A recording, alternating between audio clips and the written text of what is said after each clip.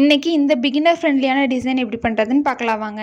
இதுக்கு ஆரி தெரிஞ்சிருக்கணுங்கிற அவசியம் இல்லை. நான் இதை ஃபுல்லாக நார்மல் நீடில் தான் ட்ரை பண்ணியிருந்தேன்.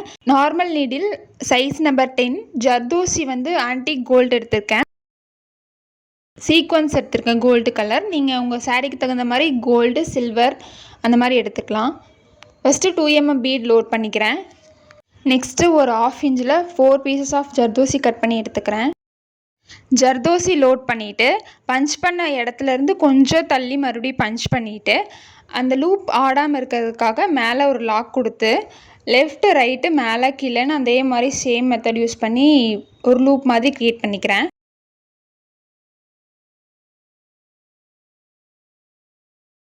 நெக்ஸ்ட்டு 1/4 இன்ச்சில் 8 பீசஸ் ஆஃப் ஜர்தோசி கட் பண்ணி எடுத்துக்கிறேன்.